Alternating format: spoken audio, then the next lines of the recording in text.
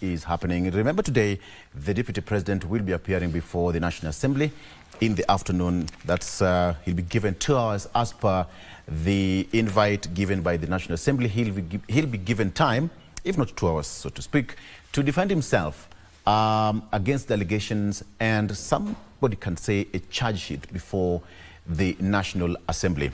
That is coming later on in the afternoon, and at 9 we'll be going live to the National Assembly to also get to listen to the proceedings at the National Assembly in as far as the impeachment process of the Deputy President is concerned.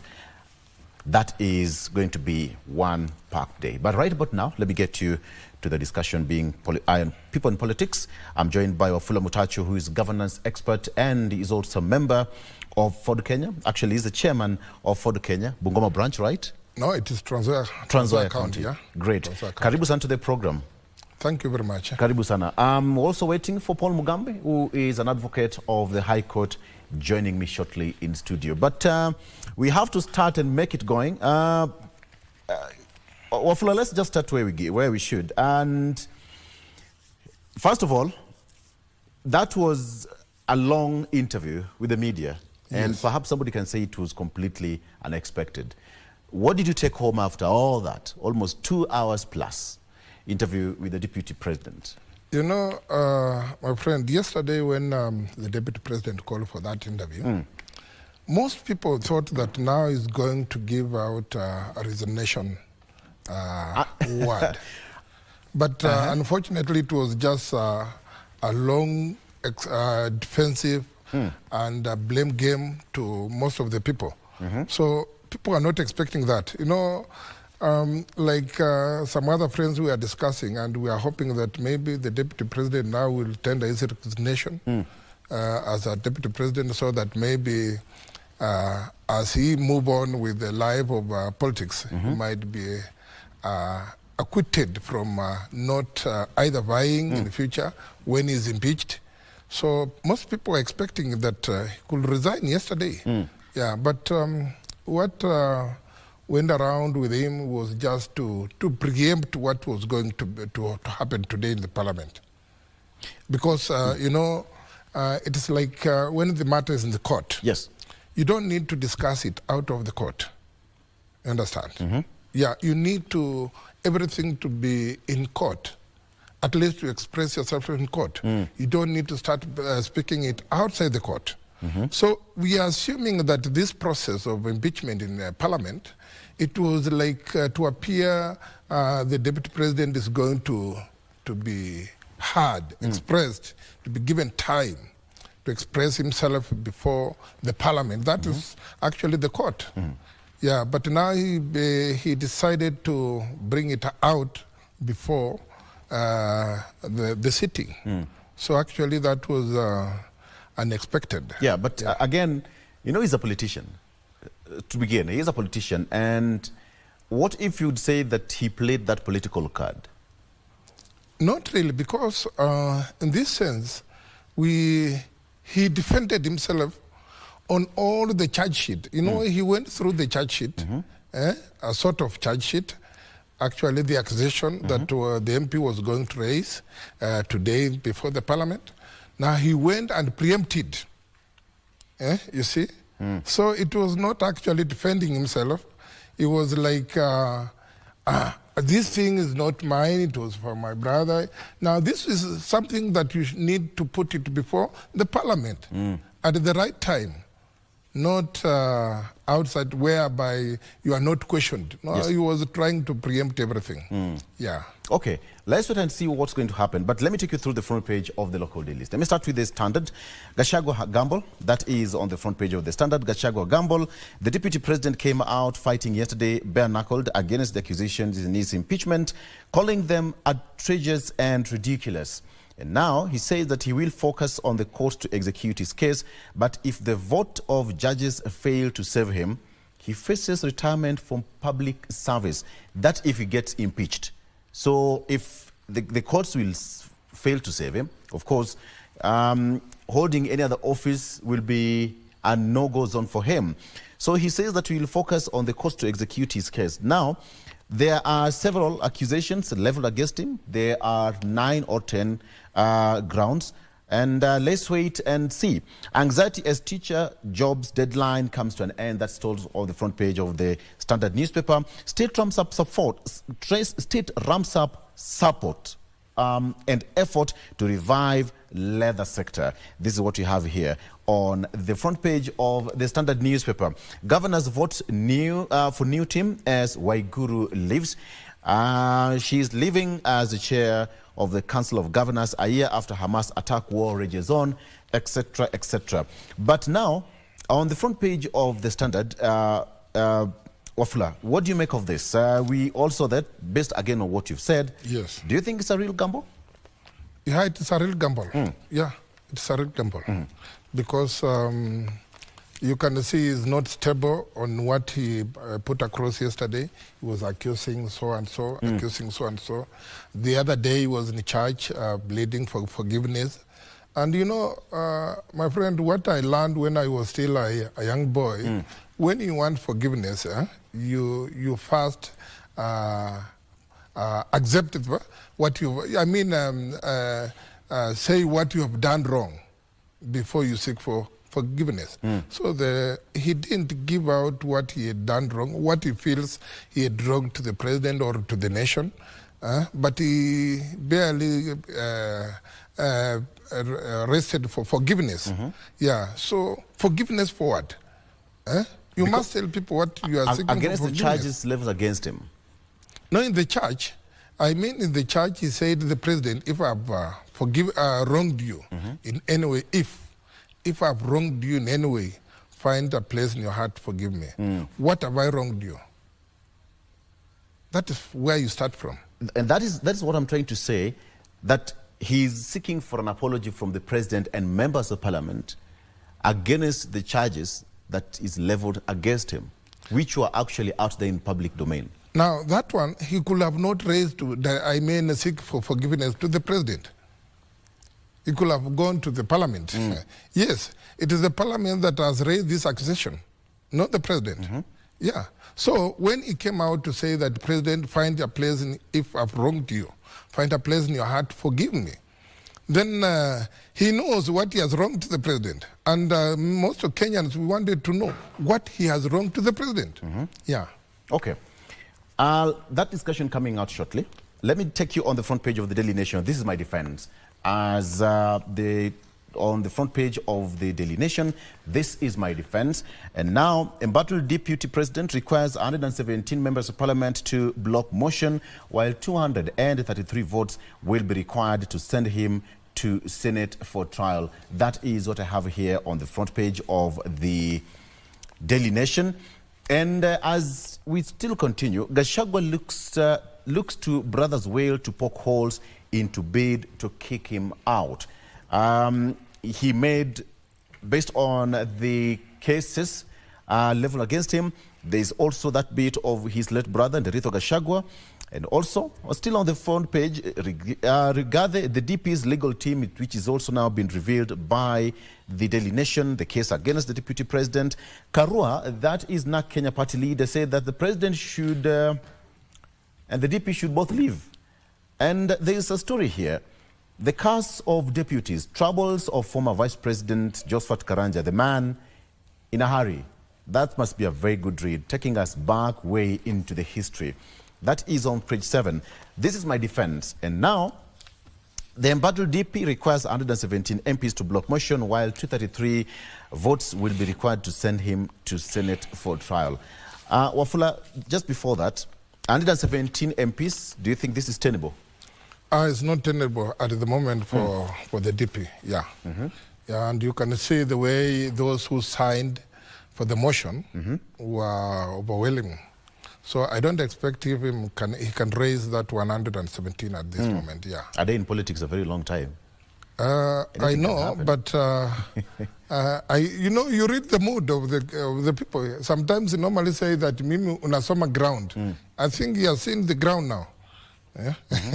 That is what you normally say. Yeah. Mimi napenda kusoma ground. But yeah, I think even us now, we know how to soma the ground.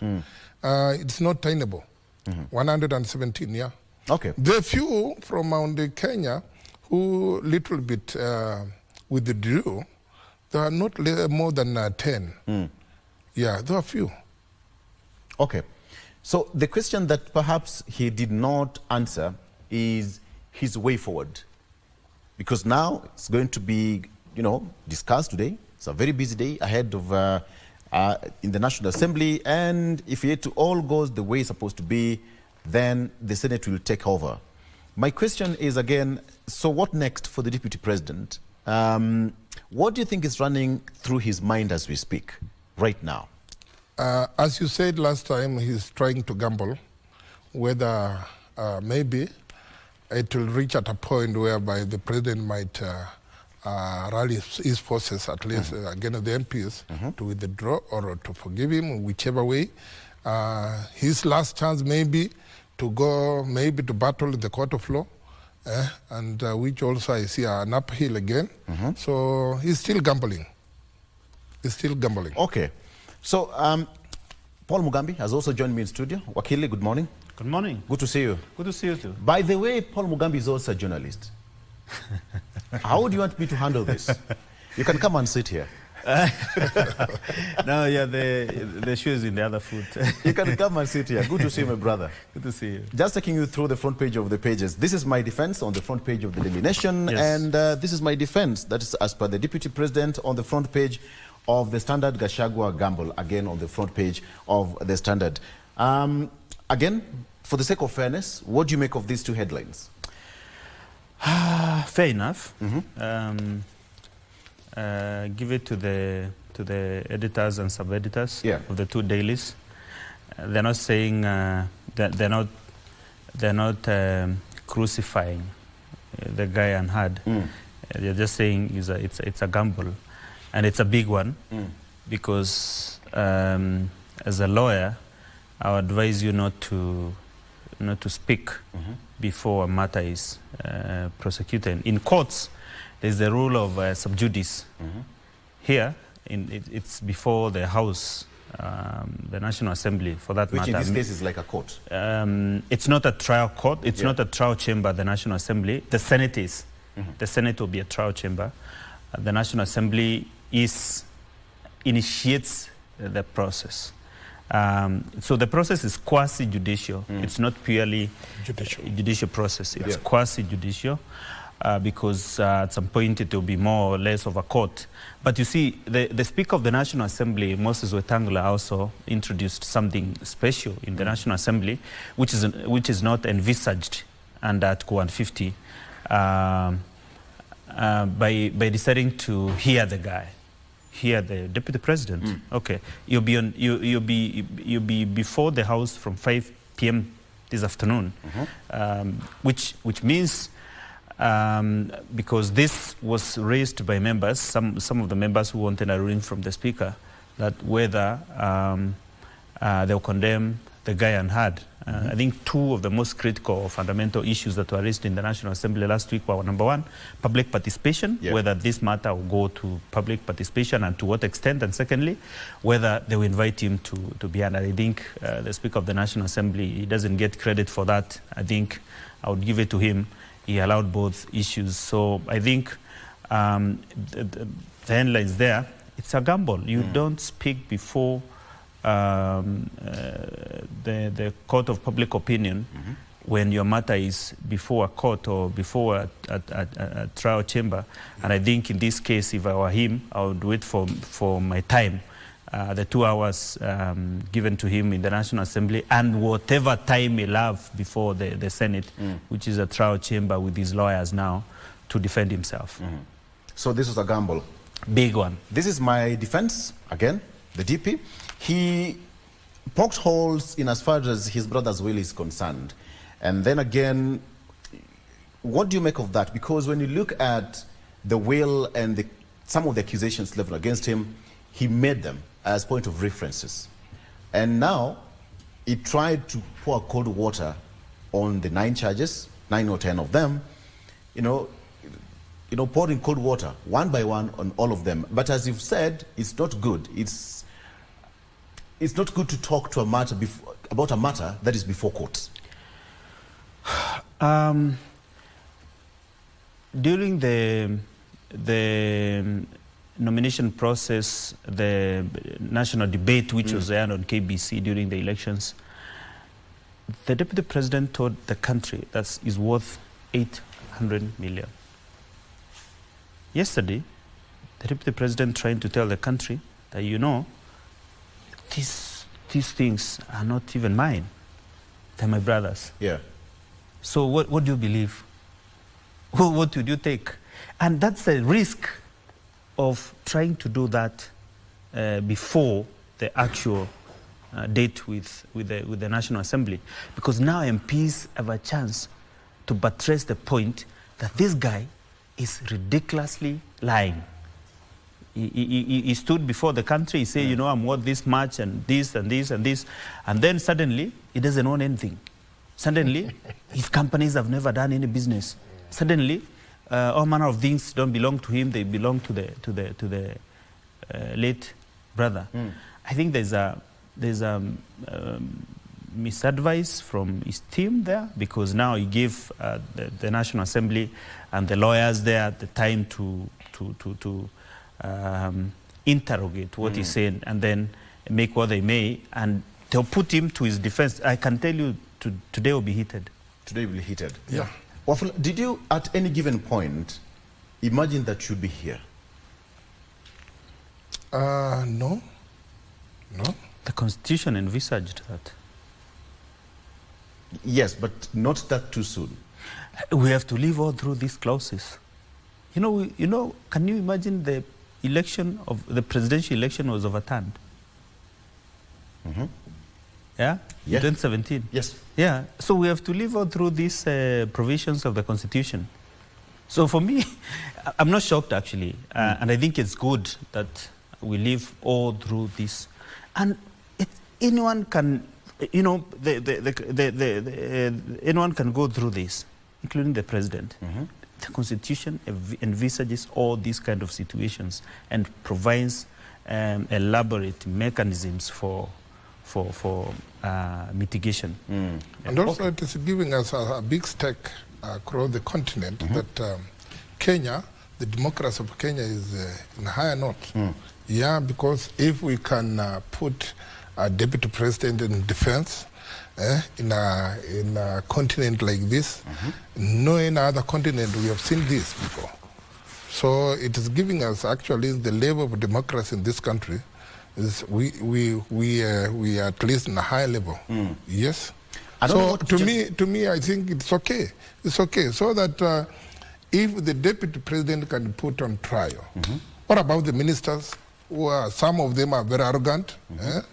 They join the ministry when they are just like this. Within a short time, they are the billionaires. Parastatal heads.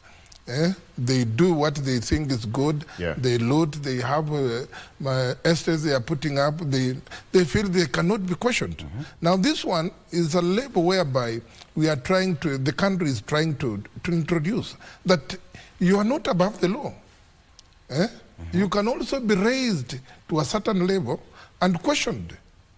So to me, we are heading the right direction. It's the right direction, actually. There, you talked about the issue to do with our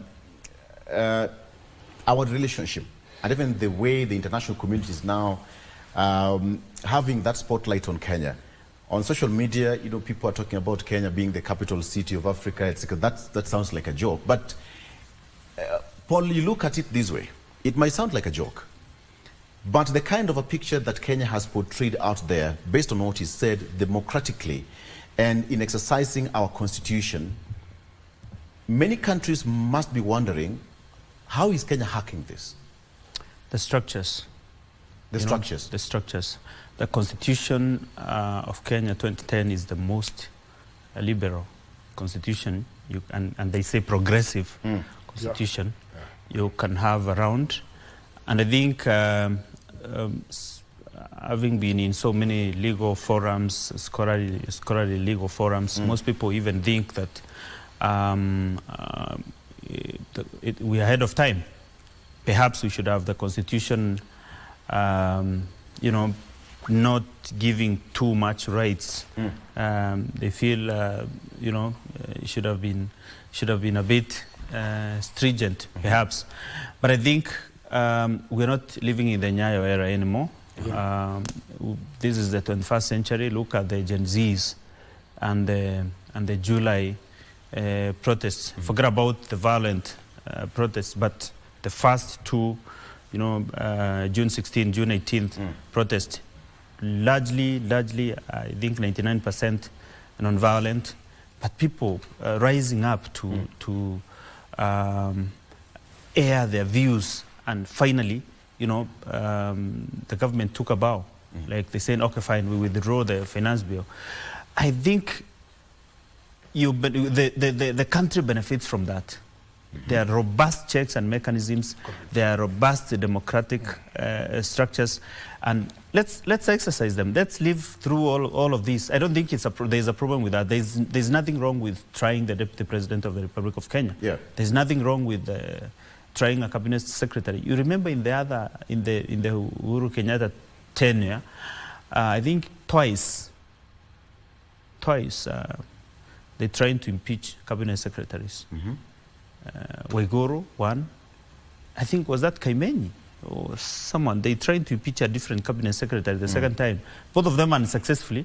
But, I think they were being cautious on how to do it. Right now, I think the head of state had decided, okay, fine, you want to prosecute a matter before any chambers of the houses? Proceed, no interference. Okay, no interference. Let's take a break and we come back. I still wanted to get into this. Yesterday, and that one will pin him down, because when he said that, yes, he was when he was appointed to be the deputy president, he had this amount of money, and now his son went to the bank, took some a loan of around 600 million. And you know very well what is the collateral of 600 million. How did his son made this collateral more than of his all assets, These are some of the things that he could have not preempted earlier. If I were him, I could have not. Yeah. But perhaps somebody would argue that he was just responding to the accusations already leveled against him and banked with the National Assembly. So, where was he responding? In the court of public opinion? Okay. Is that perhaps that is an advice from his legal team. Okay, fine. How does that help him? Let's assume that this is a political process that he was going through. Fine, it is. And like because he kept on referring to the people elected me. He was not elected. He was not elected. He was appointed. He was appointed. And he was running on the somebody's president shoulder. Was elected. It's not a co-presidency. All right? That is one thing that he was a running confusing, mate. actually. He was a running mate. So, and some of the things he's trying to say in the court of public opinion are pure fallacies.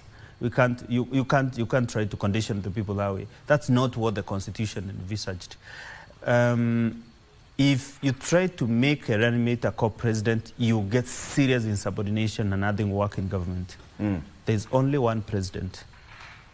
Yeah, the deputy president is the deputy president. And if you look at the wording of Article 147, it refers you back on the duties. Also refers you back, deputizes the president on this, deputizes the president on this.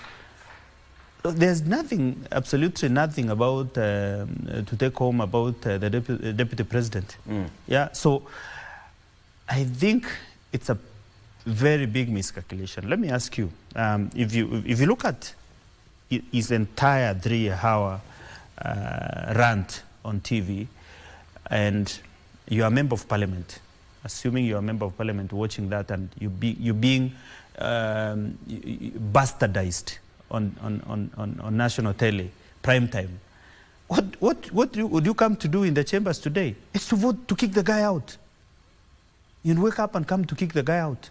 If you're Moses Wetangula, the Speaker of the National Assembly, who was being bastardized for having a pre-election pact with President William Ruto, what did you come to do? Yeah, he made some people very angry, more than they were, and you and I are not going to vote.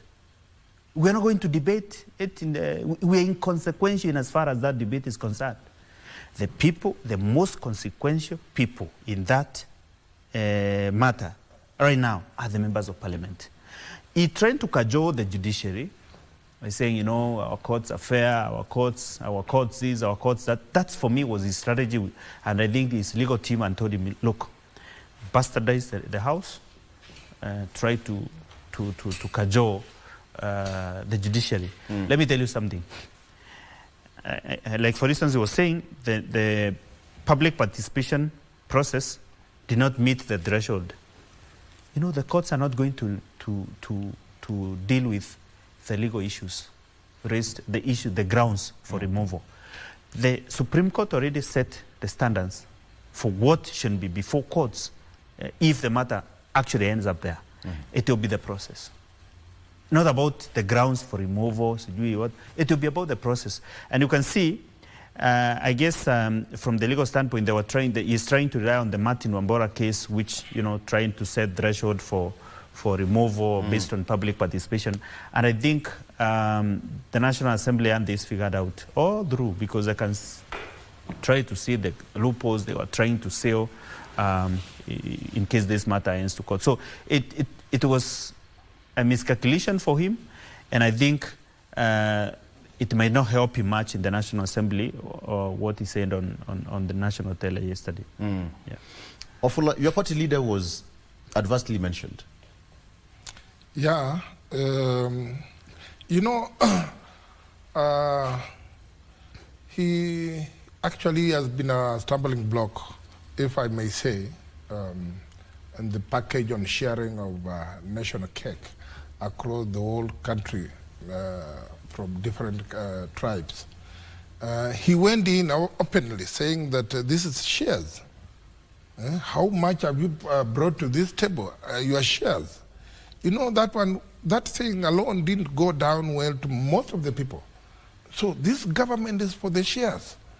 We pay taxes. We pay taxes. Like, I pay a lot of taxes. Even sometimes my wife asks me, why are you giving out all this money? And yet we are not yet certified, you know. We pay taxes. And now, when you say that the shares, then we want to see how many people pay taxes and they are not taken care of. Yeah. That was the worst statement the Deputy President gave out. And again, yesterday, when he was mentioning the Speaker of National Assembly, that was promised 30%, and he has not been given. It was like trying to get sympathy from different quarters. Yeah. It was whipping emotions. Actually, yes. Okay, but you say that's whipping emotions? It was whipping emotions. I think with the support, of course, the documents in supporting and. Which documents? How would you prove that, for instance, Moses Wetangula and Musalia Mudavadi did not get a fair share of whatever they bargained for? You can still argue that the appointments are still being done 2 years on. And now if we go down to Moses Wetangula and Mudavadi, what about the other people of this country? Yeah. What about them? Who will come in for them? And that landscape has already changed. I hope you know that. You know, ODM was not in the picture. Yes. Right now it is. They have 6 cabinet secretaries. So that landscape has already, and you know the Constitution also envisages that because the Constitution talks about pre-election pact and post-election pact. Yeah. pact. Yeah. So really, the real shareholders are the taxpayers. The shareholders are not the men and women negotiating on the table. You and I sitting down, and the real shareholders of this country are the taxpayers. And I hope one day, one time, our Deputy President will come to terms with that, because it's not about, you know, us negotiating for our positions and that's about it. We forget about the people. Yeah. Okay, gentlemen, allow me to ask this. Paint for me a picture on what is generally what's happening in the ecosystem we are in right now.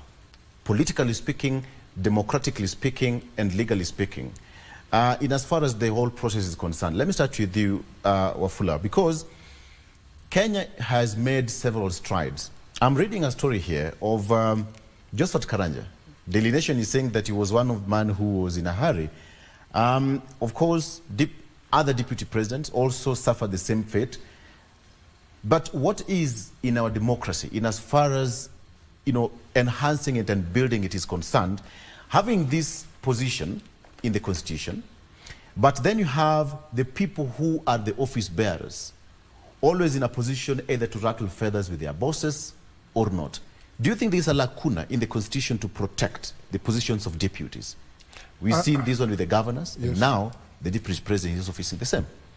And my friend, if you can go down when Moi era was there, the work of, by then it was vice president. Vice president.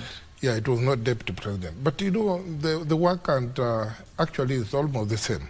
The work of deputy president actually is to support the president. There is no specific function for the deputy president, no. It's not like during Moi's time that one party era whereby the vice president could be given a ministry. No. Yes. No. Here now today, the deputy president is the capital assistant of the president. Now, when the president is here addressing the nation, want to address the nation, and the deputy president is here, he should not preempt what the president is going to talk. We see nowadays, the deputy president could take more than half an hour lecturing to the people. The president is here.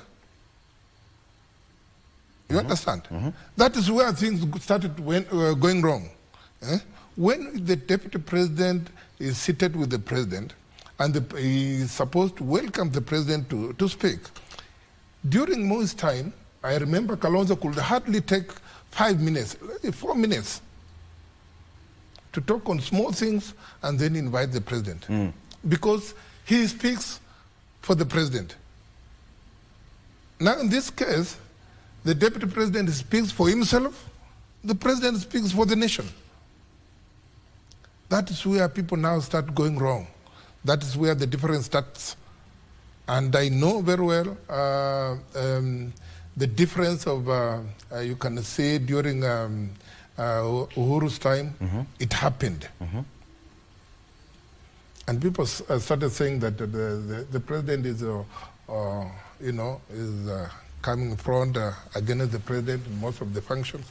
Now he's taking the same problem again, the deputy president now. He wants to outshine the president by talking so many things when the president is seated, preempting the president what he's supposed to talk. Now that one cannot go well with the president and his advisory team. So I know very well, and most of the deputy president in the counties, they are facing deputy governors, they are facing the same problem. And now you see the deputy president is seeking for forgiveness. He must first learn where he has done wrong to the president before he seeks for the forgiveness. You know what, Paul? When you look at the Constitution, Article 147, moving forward and the supporting, article there. When you look at the function of the deputy president and even the deputy governors, perhaps somebody would say the same question I've asked. There's a lacuna in terms of their duties, their job descriptions, etc., etc. Not really. But what do you think would make the principal assistants to the bosses have this kind of a situation we are in today? The 48 laws of power, First of all, you should not be afraid of scrutiny. I don't think there's anything wrong with impeachment, an impeachment process. I feel there's nothing wrong with scrutiny. Yeah, people might not be happy with the national broadcaster, KBC. It's okay to criticize KBC, all right? Yes. People might not be happy with the president. It's okay to criticize him. Leaders are criticized daily. Leaders must be held to account daily. Leaders must be scrutinized daily. So it's okay for the parliament. They have not usurped anybody's powers. They have not gone beyond their mandate. It's actually our legal architecture is in the checks and balance mechanisms sets out the standards of accountability. And one of those standards is an impeachment process. It can be a censure motion. Kitambo, many years ago, during the Nyayo era, like you asked before, it used to be like just for Karanja. Yeah. You know, that motion was called vote of no confidence. Even Moi suffered one in 1997, moved by President Moi Kibaki, back then a leader of opposition, and seconded by James Orengo, the now governor for Siaya. So I don't think there's anything wrong with scrutinizing the deputy president, and let's go through the hog. Let's go through the whole hog. So and see what happens. If it goes through and the allegations proved, excuse me, so be it. You talk about Joseph Karanja here. It seems that Moi's inner circle was uncomfortable with his independent demeanor and a desire to reorganize and control the loyalty of the central Kenya communities against central Kenya. This is Joseph Karanja from 1989. We are talking about it today. The more things change, the more they absolutely. The same. Yeah. The 48 laws of power never outshine your master. Correct. So how do we tame the person who is deputizing the master? I mean, this law of power perhaps is not well taken care of. Wafula.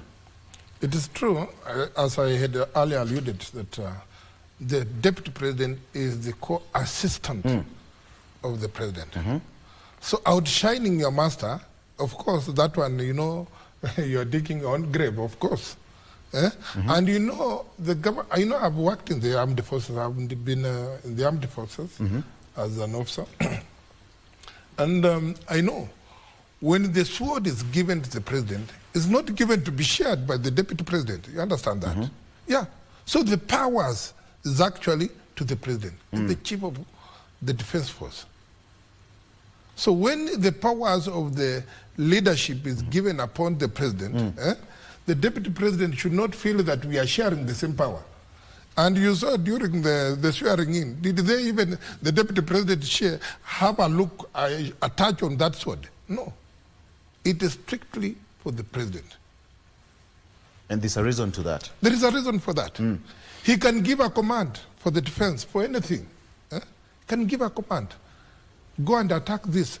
It is a command. So it is not shared by the deputy president. No. Yeah. So what do you make of this? Again, Wakili, because is it a poison chalice? Position of deputies? No, it's not. Because look at William survived it. You just need to know how to survive.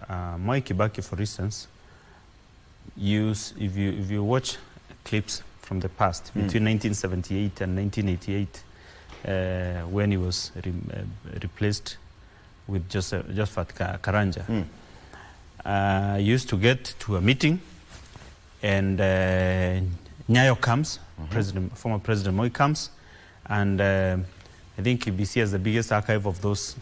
You can say that louder. And they would say, aya, sasa nafasi yangu kumwalika rais wa Jamhuri ya Kenya kuongea. Makofi, moja. He's nothing like a speech. Did you that a minute's lecture? Yes, no. You know, you're vice president. You are not a co-president. Yeah? So I hope we can learn from that. It's basically even the book you alluded to, the 48 Laws of Power. Yeah. I really hope the holders of the office can learn. You can survive, but if you want to also shape your political destiny on your own, it might be problematic. Exactly, because you have to be loyal. Yeah, Yeah, because you must right be now, loyal. where's the balance? I mean, it will be difficult to strike a balance. You either wait and be the deputy that you're supposed to be, or you exit. And just a hold on that. You know, I come from Trans Nzoia. In Trans Nzoia, there is a time when the President Ruto came in. I visited Trans Nzoia County. And in barely a week, the deputy president came in. And when he came in, the president had left the country. Now people are asking, the president was here. Kwani alisahau kusema nini? Then the deputy president is coming to say, or what has he brought? But immediately the deputy president left Trans Nzoia, Natembeya started a Tawi movement. Now people are asking, what concerns? He left yesterday, and here now Natembeya is abusing, Wetangula is abusing Mudavadi, abusing Ford Kenya, abusing ANC, and what have you. What is this? What are they? How? Why did he not start immediately when he was elected as the governor? Now he has started this one immediately after the deputy president has left Trans Nzoia. So people are asking such questions now. Is he trying to malice his boss because the boss was here the other week and there was nothing wrong? So in his leadership as the deputy president, he has made Holland up and falls in many occasions. Yeah. I mean, even about that, how many allies has he made beyond Mount Kenya? And the more fundamental question today, on tonight when the members of parliament will be voting, how many allies does the deputy president have, even in the Mount Kenya region? Yeah. You cannot bank on 7 MPs to vote for you. In fact, some of them might not even be in the House, perhaps because they don't want to be seen to vote either for or against. Yeah. I think if you can give credit to Deputy President William Ruto back then, he cut a national figure. Yeah. It was felt in all parts of the country. Yes, yes, yes. Including Nyanza, including Rift Valley, including the Lower Eastern, including Upper Eastern and Coast and Northeastern. Look at the allies he had and how he used that as the machine for his presidential campaign. You can't talk about the same for our Deputy President, Rigathi Gachagua. And look at this. I have never seen Deputy President William Ruto go to Rift Valley to say, I'm the king of the Rift. And talk about, the escarpment and talk about, I've never seen Tinga, Raila Odinga, go back to Nyanza to talk about the lake. Let's coalesce around the lake. And he's a national leader, soon to be an African leader, Pan-Africanist. So it's very difficult to be in this situation that he is in, but he has put himself there. And when you're in a grave or you're in a hole, you don't continue digging. Last night, he continued digging his own hole. So that might have been the last nail on the coffin. I think at the end of the day, because Senate, Parliament have a deadline to meet by stroke of midnight tonight, I don't know whether this is preemptive, but Wafula, what next? Well, Parliament is going to do its work, and then either way, what do you think is now running through the mind of the Deputy President? At the moment, I don't know if he's looking for miracles. Maybe. Pastor Dorcas is a prayerful woman, I believe so. So maybe the miracles can happen now and that midnight, which I don't expect maybe. I'm a believer, but I don't see the miracles coming in. Because already he has rattled the Speaker of the National Assembly. And as a master of the House, he knows how to drive that House. Yes, he knows. He knows the standing order of the House. He knows what entails to save either the DP or to put him in another level whereby he can be rescued somewhere else. But already you can see in that newspaper Standard, he had already mentioned yesterday to the Speaker of the National Assembly where he's going to sit before him. Perhaps you sense that the die is cast. Oh, yeah. There you are. There you are. Maybe not to put the cart before the horse. Okay. But let's see. It's now 8 o'clock. At 5 p.m. in 8 hours, you'll be before the National Assembly for 2 hours. Those are 10 hours, and perhaps a vote to be taken by midnight, so add another 5 hours. So perhaps in about 15 hours, we'll see whether the die is cast or not. But suffice to say that miracles happen, maybe. Indeed, they could happen. I also think that if you wanted a solution to this matter, maybe it could have been sorted out before it reached here, and maybe he should not have continued to dig his hole by poking the members of the National Assembly, which I think last night was really annoying for them, watching him make all manner of allegations about them, or some of them, and trying to cajole the judiciary, trying to portray the National Assembly as the bastards, to bastardize the National Assembly and to cajole the judiciary. He has lost 14 times. 19 times. 19 times. Thanks for correcting. It's 19 times. He's lost in the judiciary 19 times. Yeah, 19. That's a record. Within a short time, in less than a week. Less than a week, yeah. So I'm not sure which judiciary he really wants to speak to, but give it to him. He has all manner of rights before the judicial system, from the High Court to the Court of Appeal to the Supreme Court, and maybe if his lawyers structure his case very well, Paul Muite is not a new person in those circles. I've seen likes of Tom Macharia. I worked with Tom Macharia in the BBI case, and some of them, as those of us who are the legal team in the background. And I think they're good lawyers, but you know, having a good lawyer is one thing, having sufficient material for a matter before a court of law is different. So if they're able to challenge the process successfully, good luck to them. Good luck to them. If about the grounds, I don't see anything to challenge. That's before the two houses of the parliament. Because we're already out of time. Ofula, now, what do you think? And I want us to jump this ship pretty fast. In 30 seconds, what do you see tonight? Tonight I'm going to see a robust debate against the Deputy President. And I can see Deputy President again misfolding himself before the House today, around in 8 hours to come, because I can see how he has been putting up his case, defense case, before time, and how he has opened up so many loopholes for Member of Parliament to pitch in.